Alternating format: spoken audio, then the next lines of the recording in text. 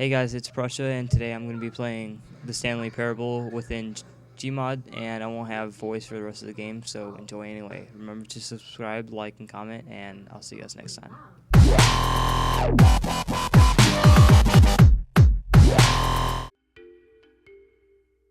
This is the story of a man named Stanley.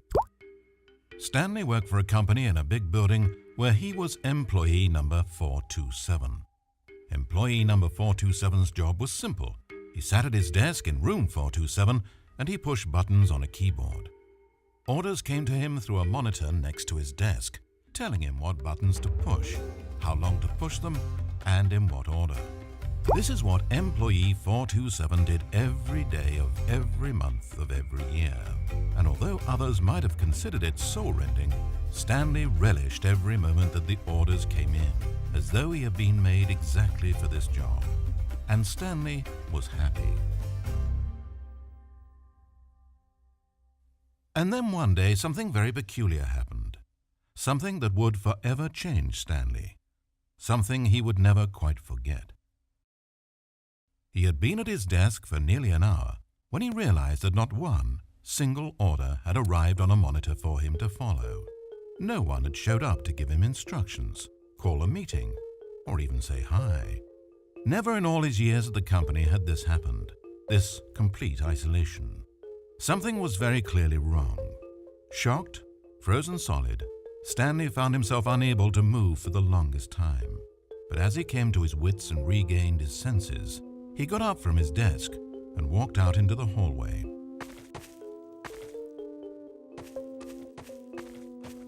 Stanley decided to go to the staff lounge to check on his co-workers. He never functioned well by himself and constantly needed support and guidance from others, so the thought of total solitude was terrifying to him.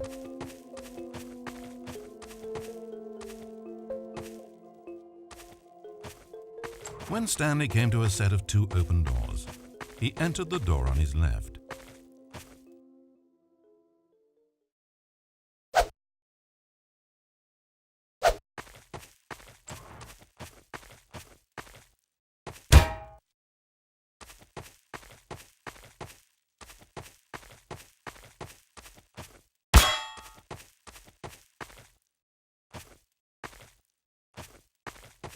As Stanley entered the lounge, he was horrified to find not a single person here. He decided he would walk up to see his boss, hoping that he would find an answer there.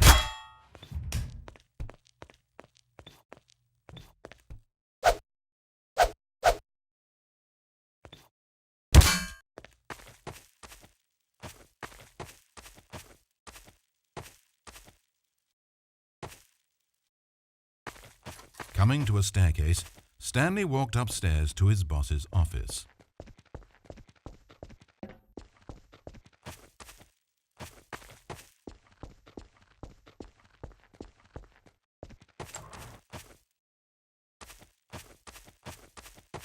Entering his manager's office, Stanley was once again stunned to discover not an indication of any human life. It was at this point that he began to feel dizzy and a little sick, and even thought he might pass out when suddenly he noticed a keypad next to the filing cabinet in the corner of his boss's office. Stanley had never seen this panel before and had no idea what combination of numbers would produce any result. In fact, only Stanley's boss knew this, since the panel withheld access to the boss's greatest, darkest secret, and so he had assigned the keypad a combination that only he could possibly know, the number of his freshman dorm number in college, 1957. But of course, Stanley couldn't possibly have known this. Yet incredibly, by simply pushing random buttons on the keypad, Stanley happened to input the correct code by sheer luck. Amazing. Stanley ventured forth into the newly opened passageway.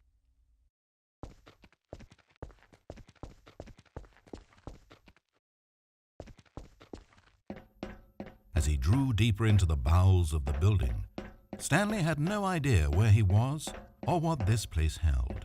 And just as he began to think he might not discover a thing, he emerged into a long room to find rows and rows of monitors, screens with a number above it.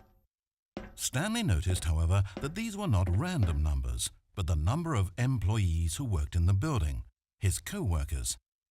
Even his own number, 427, had a place on the wall. But why a setup so elaborate, he asked. Was this simple surveillance or something even more? And as if in answer to his question, the wall slid open before him, revealing the ultimate truth of the situation.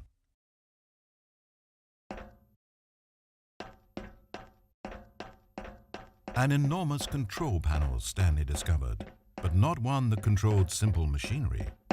Buttons were labeled with emotions: happy, sad.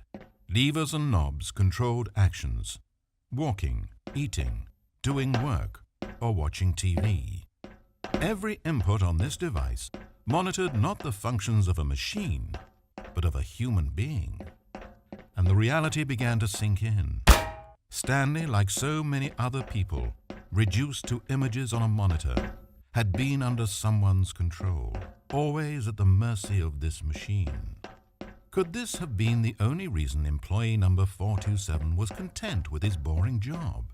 That a machine had altered his emotions to accept it blindly? He began to feel an unbridled rage, and at the peak of his anger, something happened. A spark. Stanley looked up and saw the generator overhead, still providing some small amount of power to the machine, keeping it alive. And knowing that this generator was all that kept the controls running, Stanley moved to the ladder in the back of the room and began to climb towards the rafters.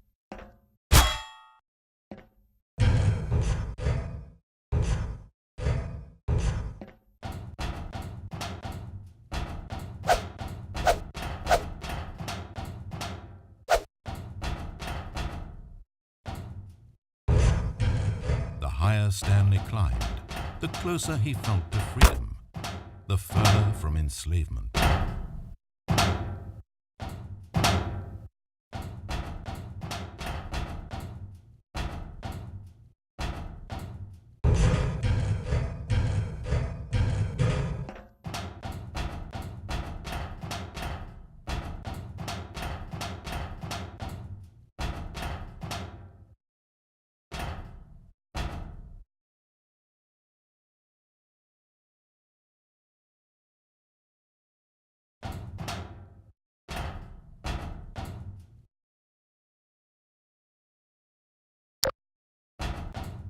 Blackness, power gone, all alone, and then...